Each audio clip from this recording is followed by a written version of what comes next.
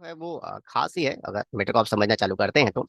और अगर कुछ सेकंड रुक के मैटर को समझेंगे तो आप जान जाएंगे कि इम्पोर्टेंट है। नहीं तो यूट्यूब पे बहुत सारे फालतू वीडियो है, देखकर समय वेस्ट करिए, वो आपकी मर्जी है। मैटर समझ लेते हैं कि एक मोहन है जिससे हमने बहुत कुछ परचेस किया हुआ है, और एक रिया है जिसको हमने सामान बेचा है, मतलब सामान खरीदा और बेचा है। अब सिचुएशन क्या है तो समझ लेते हैं। सिचुएशन ये है कि रिया के पास कुछ सामान है जिसे हम परचेस करना चाहते हैं। मतलब आप समझिएगा कि रिया के पास कोई सामान है जिसको हम परचेस करना चाहते हैं, और रिया को 10,000 रुपये देने भी हैं। मतलब अगर हम बैलेंस शीट की ओर देखें तो रिया से 10,000 रुपये लेने हैं, यानी उसको देना है। यानी वो हमें पैसा दे, उससे पैसा लेगा। सीधा वर्ड सिंपल तरीके से समझिए कि वो पैसा सामान खरीदी है तो पैसा देगी। और मैटर ये है कि हम उससे एक सामान परचेस करना चाहते हैं। तो अगर सामान उसको हमने बेचा, उसने हमें पैसा दे दिया, फिर उससे हम सामान खरीदते हैं तो मैटर नॉर्मल हो जाता है, बहुत नॉर्मल। मतलब पैसा आया और फिर उसको दे दो और सामान खरीद दो। फिर कुछ कुछ मैटर और भी रहेंगे। अब मैटर ये है कि रिया हमको 10,000 रुपये देगा, लेकिन हम उससे कुछ सामान परचेस करने वाले हैं, उसका भी रेट उतना ही है। अब उससे हम सामान परचेस करते हैं, और परचेस करने के बाद रिया कहती है कि देखो भैया, जो जो 10,000 मुझे देना था ना, ये उसी में माइनस कर लो। या उससे हम पैसे लें फिर उसको दें, बात एक ही बराबर है। तो कहता है कि माइनस कर लो उसी हिसाब से। तो बिना पैसे लिए कैसे हम उस अकाउंट को मैनेज करते हैं, वही हमारा समस्या है। और अगर समस्या समझ में आ गई है तो आप वीडियो को बंद करके यूट्यूब में सर्च कर लीजिए ना इस चीज को। यूट्यूब कर लीजिए, गूगल कर लीजिए, जहां जाना आप जाइए, इसका आंसर मिले तो बताइएगा। ये जॉब में होकर रहता है। मतलब अगर आप जॉब कर रहे हो तो ये चीज होगा। कभी कभी हम उनसे सामान परचेस कर लेते हैं उन लोगों से, और उसे मैं मैनेज करवा लेते हैं। अगर कुछ ऊपर नीचे है तो पेमेंट करते हैं, या तो लेते ही देते हैं।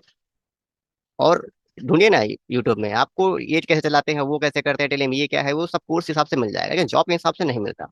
तो हमारा जो सीरीज है, ये जो चैनल है, ये इसी टॉपिक पर काम करता है कि एक्चुअल में जो जॉब में आने वाला है उसका सोल्यूशन हम देते हैं। तो हाईलाइट लेते हैं और सेटअप पर आते हैं।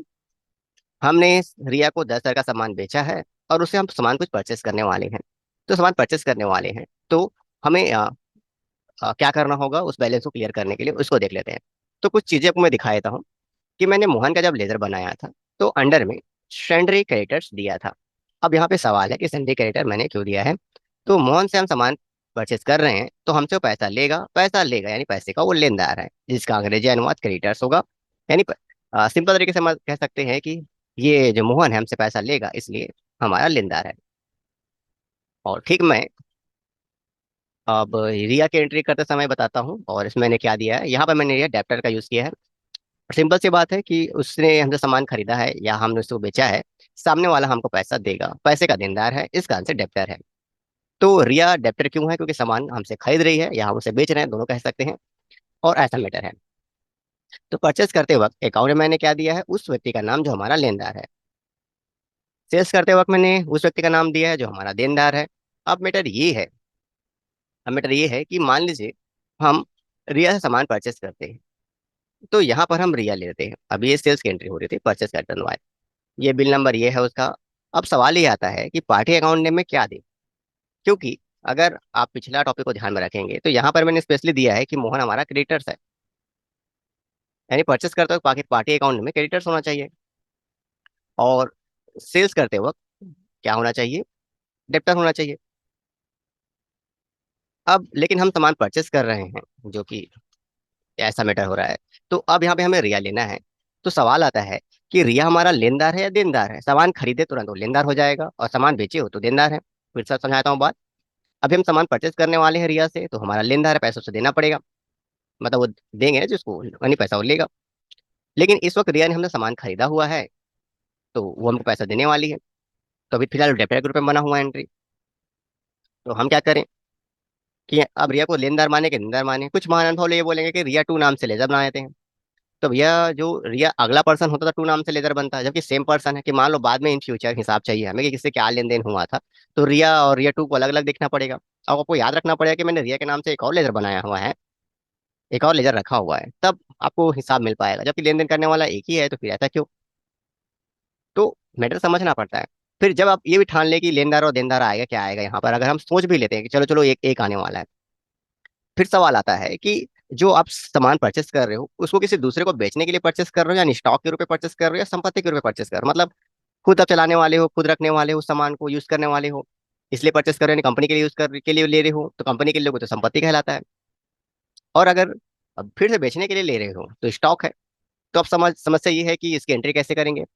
तो मान लीजिए कि यहाँ पे डेप DRCR जो भी है, जो भी आता है, अभी फिलहाल ले लेते हैं। अभी एंट्री सही नहीं मानिएगा ना इस चीज को, ये उसका एड्रेस। तो अंडर में हम लोग गुड परचेस लेके एंट्री करते हैं, और क्या परचेस कर रहे हैं, हमारे पास क्या नहीं है इस वक्त, ये इसी पे ले लेते हैं। सैमसंग का उसके पास क्या है, कोई साउंड सिस्टम है, वो परचेस कर लेते हैं। इसको हमने शोरूम में रखा है, एक पीस रखा है, 10,000 रुपये का रेट का है। तो ये हम स्टॉक के रूप में परचेस कर रहे हैं। स्टॉक कहने का मतलब क्या है कि ये सामान को हमें बेचना है, इसलिए हम परचेस कर रहे हैं। लेकिन अगर इसको कंपनी में यूज करना है तो यहाँ पर एंट्री नहीं होगी। इसको समझाने के लिए मैं एक और मैटर ले लेता हूँ आपको। ये मैं क्रिएट करता हूँ एक लेजर, और XYZ नाम से कोई एसेट्स है, जिसके अंदर मैं फिक्स एसेट का जिक्र कर देता हूँ कि हमारी ये फिक्स एसेट्स है। तो अगर मैं वाउचर में आता हूँ, बिल नंबर लिखता हूँ, डेट लिख के रिया का नाम सेलेक्ट भी कर लेता हूँ, अभी लेनदार है देनदार है क्लियर नहीं है। और फिर यहाँ पर मैं वो XYZ गुड क्या जो एसेट्स है उसको लिखने की कोशिश करता हूँ, तो नहीं लिखा है, गुड परचेस लिखा रहा है।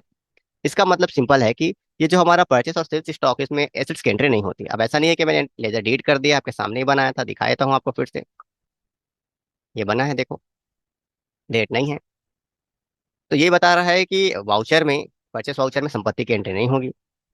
तो मतलब अगर हम सामने वाले व्यक्ति से सामान खरीदते हैं और अगर उससे कुछ पैसा लेना है, तो अगर एंट्री नॉर्मल हो, मतलब पहले पैसा लिया फिर खरीदने की सोच रहे हो, तो बात अलग है। मतलब क्या करना पड़ेगा आपको, फिर भी थोड़ा सा मैटर आएगा। अब यहाँ से आपको रिसिप्ट का बटन दबाना पड़ेगा, और इसमें कैश के रूप में रिया से पैसे लेने होंगे। अब लेने के बाद क्या होगा कि आप दोबारा परचेस में आओगे तो फिर से वही समस्या है, क्योंकि इस वक्त आप संपत्ति परचेस कर रहे हो जो, या सेल्स परचेस कर रहे हो, तो रिया आपका लेनदार है कि देनदार है, उसने तो पैसा दे दिया आपको। तो आप कहोगे इसे लेनदार है, लेकिन आप रिया का नाम का लेजर बना चुके हो, और दोबारा बनाओगे तो क्या होगा वो भी देख लो। ये मैं लिखता हूँ तो ये मैसेज आएगा कि बना हुआ है, तो रिया 2 नाम से बना के एंट्री करके नहीं काम कर सकते जी, जब पर्सन एक ही है। तो ऐसे में हमें क्या करना होगा। तो कुछ बेसिक मैटर्स हैं। अब फिर से मैं वही बात कह रहा हूँ कि यूट्यूब में जाकर सर्च करिए इन टॉपिक को, कहाँ पे मिलता है देखिए, और एक बिजनेस में आने वाला है।